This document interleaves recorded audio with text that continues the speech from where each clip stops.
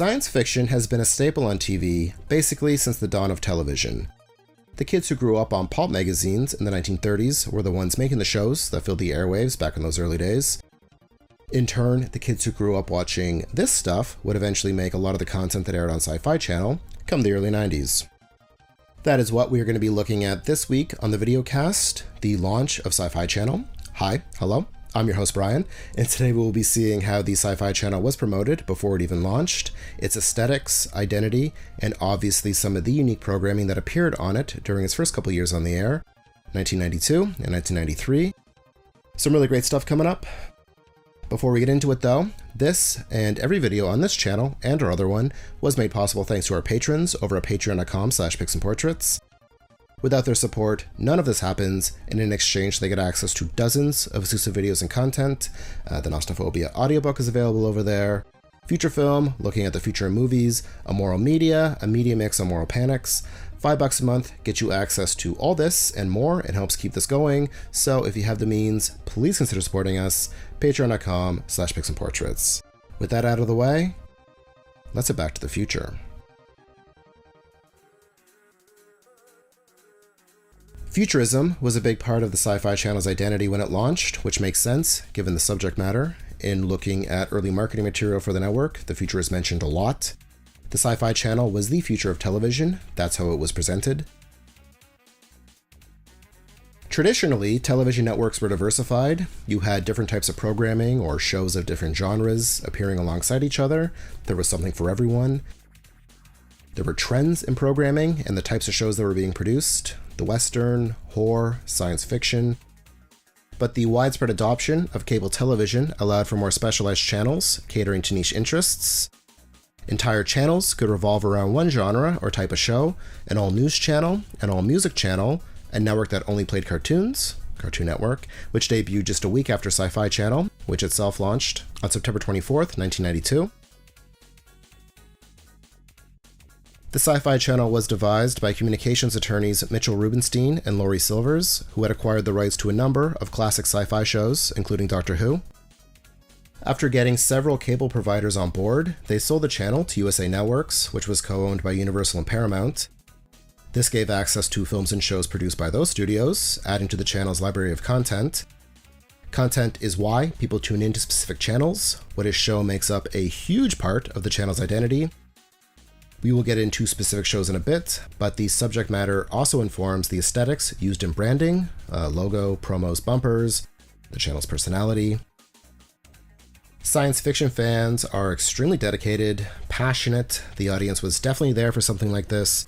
All of their favorite shows and movies in one place, and so much effort and love went into crafting the Sci-Fi Channel's identity. The artists tasked with creating the channel's aesthetic had a lot to draw from, given how varied or eclectic science fiction can be. It's not just space, there is overlap with fantasy and horror, both of which had representation on Sci-Fi. The Sci-Fi Channel's original logo was a planet that looked very much like Saturn. This planet appeared in promos as well. The Sci-Fi Channel was promoted for months leading up to its debut. Viewers could tune into the channel that it would be airing on and see this: strange, abstract patterns or scenes with weird sounds and music, sometimes quotes from famous pieces of sci-fi, very much like the intro to The Outer Limits. Your TV broadcast has been taken over. Trippy and bizarre, but pretty evocative stuff. You could tune into this and just space out. I would have, at least. I love this. Eventually, a countdown was added to the time when programming would start, when the channel kicked off with an airing of the first Star Wars. Apparently, Gene Roddenberry and Isaac Asimov were hired in advisory roles, but unfortunately both passed away before the channel debuted. This in memoriam preceded Star Wars. The launch promo consisted of a tracking shot that moved through a futuristic scene, a planet, and space colony. There was a special segment explaining how this material was made, behind-the-scenes look at the miniatures and CGI. The Big Bang was a huge inspiration for this. The creators imagined the Sci-Fi Channel as the start of something big.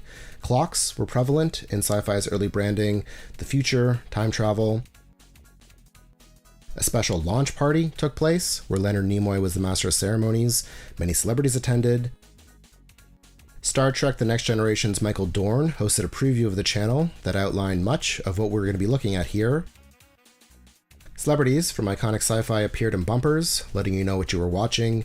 They also hosted movies they either appeared in or were related to in some way. The two I found were Carrie Fisher presenting the original Star Wars trilogy and Christopher Lee in Frankenstein.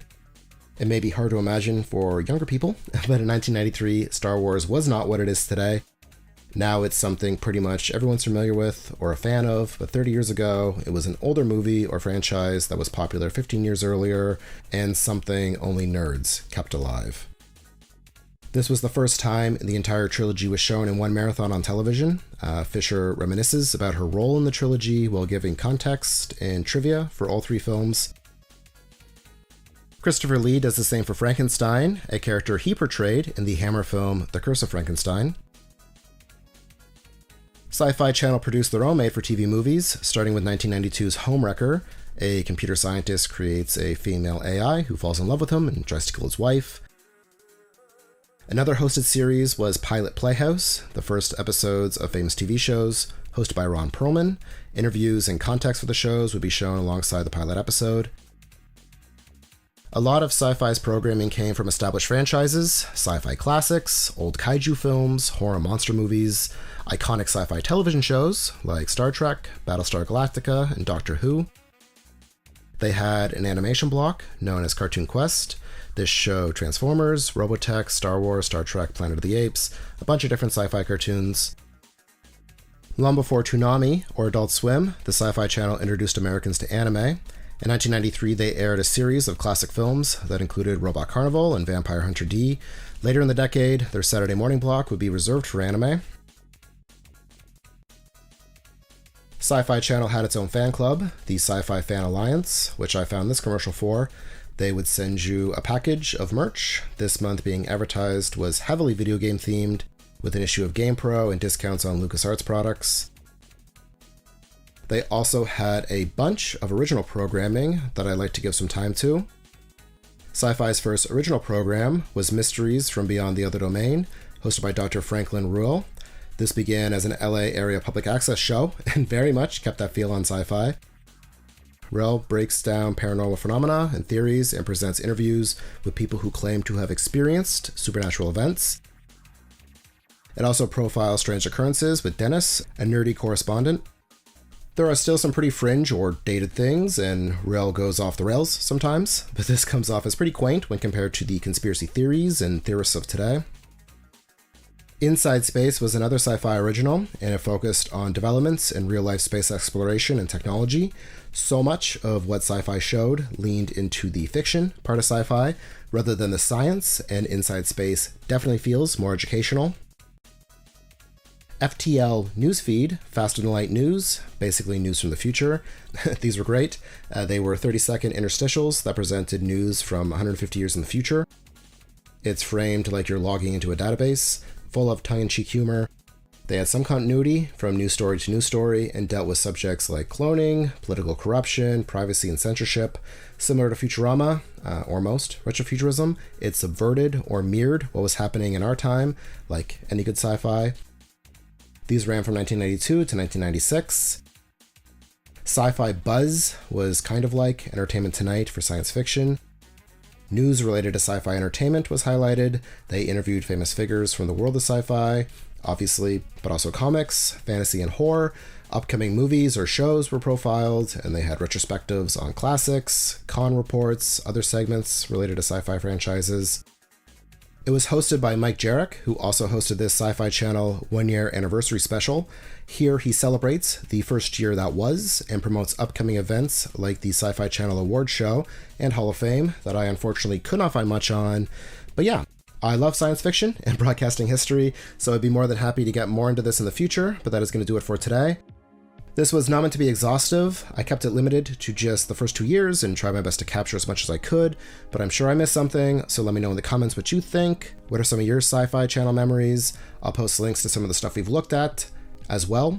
If you enjoyed this video, give us a thumbs up, be sure to share, subscribe, and again, if you have the means, please consider supporting us on Patreon.